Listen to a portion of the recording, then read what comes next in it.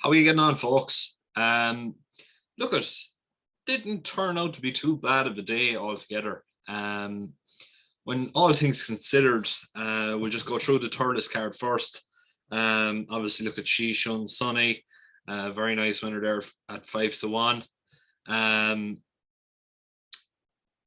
What else is there? I'm nearly certain I mentioned beating the odds as a danger. I know we didn't actually have the winner in that particular race. We didn't put it down as our main selection, but we did.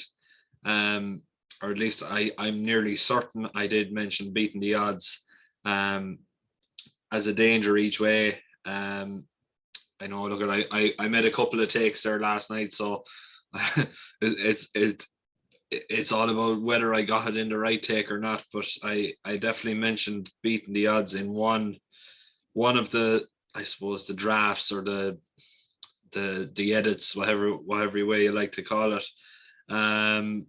Look at Felix Deji, unlucky faller. Great Can, my God. That was heartbreaking. I thought we were after having a very, very nice price nap coming in. Look, it just got done going over the final fence. That was the winning and losing of the race. Mythbuster then, the next one, was a very nice winner. Hunter's Yarn was very, very impressive. It was more impressive than I thought he would be. And look, it definitely turned the screw for me anyway a little bit. Then in Wexford, then what did we have? We had Love Envoy, a lovely 8-1 winner. That was a very, very nice winner there. Air Square and High Stakes. They were the three winners in Wexford. Ironically enough, the ones that I knew less about, I ended up having a better day there. But yeah, look, we'll move on to tomorrow, the start of the flat season. I'm going to cover more, I suppose, Downpatrick more so than the Curragh, simply because the two lads I have working with me on the Irish Racing Hour, we are, I suppose they have 4 picks between them for the Curragh, so I won't be covering their selections out of a mark of respect for them. But look, we still have 11 races to call. It's going to be hopefully a very profitable day for us. Hopefully, we've got it all right, and we'll chance our arm and we'll try our luck. First race off in Downpatrick, the 210. This one here, I'm personally be going with the money and the favourite here in Jongus, currently priced at 6-4. I think this horse should. He should be too good here. He's coming down from Cork, or he's going up to Downpatrick from Cork, from Sean Ahern. Rachel Blackmore takes the ride. Look at, as you all know, I'm definitely following Rachel now for until the jump season finishes. But yeah, definitely look at this Jongus here. Was a very, very nice traveller last time out. Looked like it was going to win the race. I think it was in Cork that particular day when it fell. No, it was in Fairyhouse. It was really, really coming in here strong. It was well supported. It was traveling very nicely, jumping very nicely, and just fell 2 from home when it looked like it was going to be the winner. I suppose, should that horse come back from that, and should he get, I suppose a bit more education, more so than anything else, from the fall, he's going to be very, very hard to beat. I can't really see anything else in here that's going to really trouble him. I know, because this Stranger Danger is hard to know really what to make from him. I don't really know. I don't think he's as good as Jongus, and I don't think he's as well treated as Jongus either. Realistically, I think Rachel has this one in the bag. I think 6-4 is a fairly decent price, and yeah, it definitely looks to be the more likelier winner of the 2 or the 3 in the market. 245 then next race off. there's a big support going on here for Razim. It's hard to know. Look at his fourth last time out. He's been off the track for quite some time since Listowel. Generally does well fresh. Trevor Ryan is on board, a very capable jockey. But I'm going to be going with Kerry Bryan's Charge here in French Light at 13-2. I think this one here is much better in terms of overall potential and overall capability. When you look at the form that this horse has put up, it's been mixing it with proper graded company. Now, Kerry has, I suppose, originally came out and said that this horse back in America is of grade 1 standard. He's definitely one of the better hurdlers in the country. But I suppose here it's hard to know really what to make of him. Now, just going by I suppose what Race and Post are saying about him, versatile ground wise, but others preferred. I don't know what they're looking at here, because realistically, the standard of the field here. Look at Coach Carter, won last time out, beating James Ford, Golf Marine, David Road by Unleashed, Tuck Mill, Rumoroso. Nothing really else in there to be screaming and shouting about. Was third in the bumper behind Truex Glory and Shakespeare's World. In my opinion, and my opinion means little or nothing, that's definitely not good enough to be deserving favourite. Now, whether the horse is doing well at home or whether the horse is I suppose progressing on in its work, it's definitely, look at it, it's well worth considering. I think Machuca is definitely very, very nicely treated in here. It's look at Garage O'Loughlin has been absolutely flying of late. He's been putting in some very, very decent sorts and decent contenders in here, but he's getting, I suppose, he's coming in here at 11 stone 13. Now, Ben Harvey does take 7 pounds off, but still it's a fair amount of weight to be carrying around. I'm not 100% sure. I think the fact that he needed every yard of 2 mile 6 last time out, back down to 2 mile 2, it's a bit of a worry for me. I think French Light, everything is ticking the boxes here. When you look at the form of French Light, second in Clonmel behind Broomfield's Jeremy, who's been a very, very decent sort, conquered all of Europe as well, was a nice sort as well. Standoff, who has since gone on to win, I think, is it 3 or 4 on the bounce for Philip Fenton. Or no, maybe it was the time before that. It was the time before that he won fairly convincingly. But realistically, the next time then it was second behind the Devil's Coachman, which is an even better run. On ground, it wasn't in favour for this particular horse. It was 2 lengths behind him. Now, realistically, that's the best form in the race. The Devil's Coachman, in my opinion, is a grade 1 standard hurdler. He's a very, very talented sort. He's a very capable sort as well.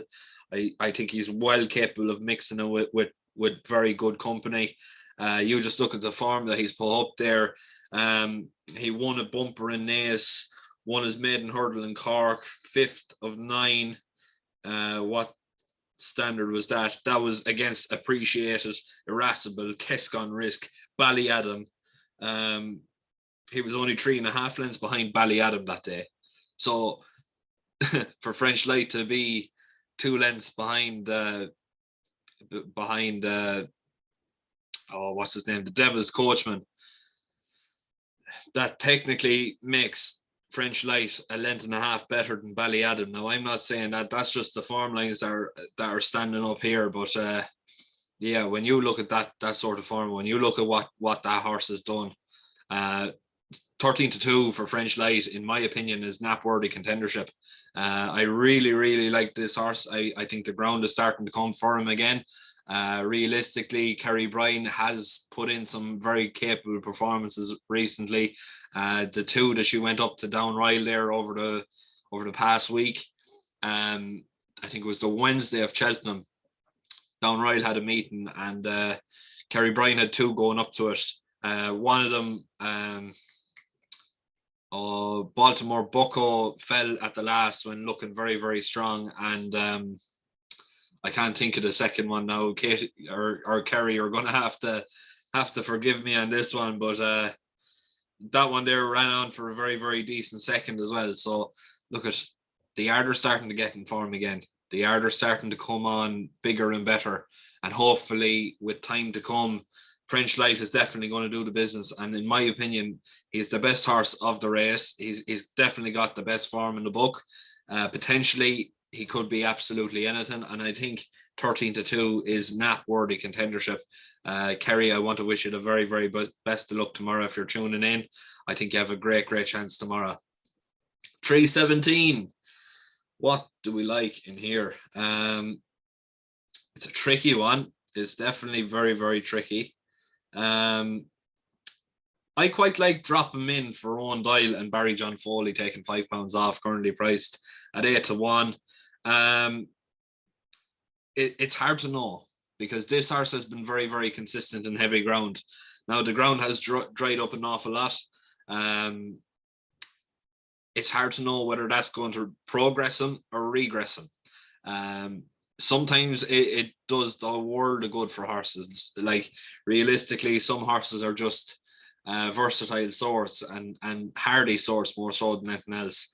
I think potentially if this horse is capable of improving anymore and going on to do bigger and better things, I think it's going to be a very, very hard horse to stop. I just think 8-1 is overpriced. I'm not saying I'd go against him more Verdadero. Obviously, look at Jack Kennedy for Denise Foster. That says it all, really, doesn't it? Like those two combined in any meeting is definitely very, very interesting. But I just think there's more value around the market than most people think. I think people are going to be going all in with this and more Verdadero, and maybe something that's going to throw a bit of a spanner in the works. I'm not really sure how this race is going to pan out. I just think if there's any horse that's going to improve for better ground, drop him in might just be it. 347 then. Who did I pick in this one? I actually went with a former Gordon Elliott trained horse now with Denise Foster. Currently, Curragh, currently priced in around 6-1. Obviously owned by Camilla Sharples, one of Gordon Elliott's head lasses. This one here priced at 6-1. I definitely think it's very interesting. Look at it. He's an old boy now. He's 14 years of age. I suppose the days of progressing have, I suppose, dried up possibly. I don't really know how much a 14-year-old horse is going to improve. Now, stranger things have happened. We've seen CW at 16 go on to win in Roscommon. Was it 2 years ago now? 2 years ago. So anything can happen in racing. But the way Curragh won in Navan last time out, it sort of took me back a little bit. I wasn't quite expecting him. I just think that he's potentially well capable. He's £8 higher now. I think the way he won that particular race in Navan that particular day, I think it's well within his grasp to actually go and win again. It's hard to know really. The big danger for me would be Fagan Bialik. I just think that he is very, very dangerous at 9-1. But in terms of, I suppose, overall form and everything else like that, Curragh definitely does have the best form in the book.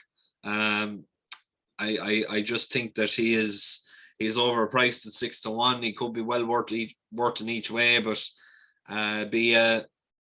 it'd be a careful each way more so than anything else. I'm not 100% sure what's going to happen with him. I just think that he might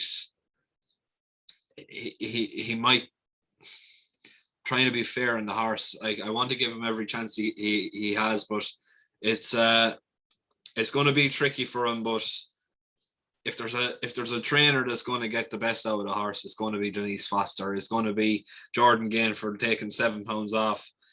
I suppose, look, when you look at it that way, £8 higher with a £7 claimer on board who won on him last time out, that could be the key. It could be the key. I don't want to curse him or anything like that, but I really hope he does do the business out tomorrow. Moving then to the 422, and I am personally going to be going with West is Best here for the Lanigan setup, and Danny Mullins currently priced at 4-1. Really and truly, I was really taken aback by the way this horse improved to stay on very, very well in Clonmel last time out. It came from the clouds. It was absolutely nowhere. Ask and Answer, who didn't really perform there today, was ahead of him there with Marshall, but I just think if there's a horse that's going to go, and if there's a horse that's going to improve any more than he already has, Danny Mullins is definitely going to get the very best out of West is Best. And as well as that, I absolutely love the name. Being a Galway man, that's definitely it's definitely a name I really like. But look, I just think that he's got plenty of potential, plenty of capability, and hopefully with things to come, he's going to be very interesting. And look, at with ground possibly suiting, I'm not 100% sure it will, but at a price of 4-1 for a horse that's already after taking in some serious bit of form, look at it's worth considering, and it's worth getting behind, in my opinion. 452. This one here is a funny sort of a race. St. Benedict is yet again getting well supported. Genie, I'm not 100% sure though. He's getting a case of the seconditis in his last 3 runs. He's put in some very credible runs, and he's put in some very good performances. But in terms of getting behind him at 5-4, I'm not 100% sure I'd be willing to do it. I think if there's a horse that I am going to be getting behind, it's Semester at 9-4, ridden by Jamie Codd. There's 2 Cosgrave horses in here. Big Leg Up, who has actually been well punted in. And Semester, which is interesting considering the fact Jamie Codd is on Semester, and the one that's been well supported, Mr. S. Kavanagh, I think it's Shane Kavanagh. It's a hard one to call. I'm gonna put the nail to the sword here now and say Semester is probably the stable number 1. I think Jamie Codd should be able to get a good swing out of him, and it should be fairly hard to beat. But I'd be worried enough to see that market support moving for the other Cosgrave horse. It's definitely very, very interesting. Moving on then to the 522. This is a tricky one again. I'm going to go with Fire Squadron at 4-5. Now, I don't like backing odds-on horses by any means, but if there's ever a horse that's going to win a race, it's this Fire Squadron. He's put up a rating of 117 in terms of performance ratings, more so than official ratings or anything like that. Whereas the rest of the field, the ones that have run, Philip Rothwell's has run up to 87, 93, 97. And that's the only one so far that have completed a field. So realistically, Fire Squadron is well ahead of this field in terms of performance now, more so than anything else. I think if the I think it was on softer ground, wasn't it? It was on heavy ground, both runs. So that's a bit of a worry. Um, if he gets good ground, or if he handles good ground, he should take plenty of beating. But it's just, I suppose, the worry that he mightn't handle it and he might actually start to paddle a little bit. But look at, hopefully anyway, with the help of God, he might be able to run some sort of a decent race. Well, you'd hope he would anyway at a price of 4 to 5. Moving on then to the Curragh, and I'm just going to basically fly through these because, as you all probably know, the flat game isn't necessarily my strong point. And most of the races have been covered already by the two lads on the Patreon. So there's only four races I'll be covering here from the Curragh. The 130, I'm personally going to go with Freedom of Speech for Jim Bulger and Kevin Manning, currently priced at around 5-1. It's hard to know, really. These unraced horses, I don't really know. It's well related, well bred, with plenty of 5 and 6 furlongs, I suppose. Sprinters in the bloodline. Obviously the Connections won this race last year. I think Jim Bulger is surely going to have a couple of winners tomorrow, and I definitely think this is probably going to be one of them. I think at a price of 5-1, though, I would be suggesting to go each way just for the sake of, I suppose, covering yourself more so than anything else. The fact that it's meeting 2 O'Brien horses in here, if not more, I actually haven't got the chance to look down through the card. There's 2 O'Brien horses, one for Dunica, one for Aidan. So look, more than likely they're going to take up the first 2. The 2 o'clock is one of the patron. The 2:30 is one of the patron. The 305, I'm personally going with Erzigen. I'm not 100% sure. It's the Dermot Weld and Colin Keane partnership in the 305. I'm not even going to try and pronounce it now. But it's currently priced in around 3-1. I definitely think it's got a great sort of a chance. It's put in a decent run. It was a very nice winner in Cork, ahead of Veshito, Baton Rouge, K-Doc. I think the name of it is K-Doc. My Perlis, I don't know. These flat horses, like, they have some very funny names. I definitely wouldn't be a great commentator anyway for the flat game anyway, that's for sure. But we're going to go with the Dermot Well setup, and look at, hopefully they might get the win aboard.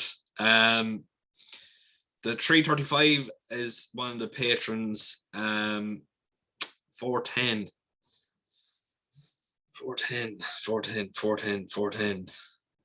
Yeah, 410, I'm going to be taking the side of G-Rex. I'm actually currently on at 10-1. I can't believe I see this big market move for it at 13-2. Obviously, Logan coming from the Emmett Mullen setup. He's definitely well capable of producing a very decent one. He's coming in here on the back of a fairly decent campaign over jumps. Now, that's telling me 2 things. The horse is ready to go, and the horse is plenty capable of mixing it at this distance. The soft to heavy ground shouldn't really be a problem. I wouldn't imagine so anyway.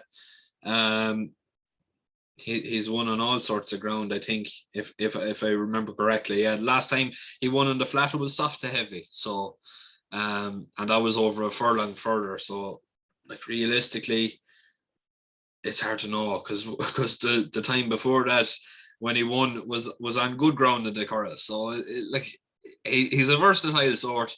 He could be well capable. I don't really know too much about his flat ability, but I know Mikey Sheehy, taking £5 off, is definitely a very capable young lad, and he should definitely go very, very close here at a price of 13-2. I definitely think he's well worth considering. 440 then is another patron pick of the day, so I won't be covering that one. And the 510, who have we got in the 510?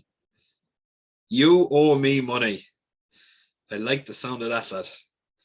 He's drawn out in 19 though. He's drawn out in the car park, but do you know something? You owe me money. It definitely has has a good ring to it, and it has a good, I suppose, bit of a catch.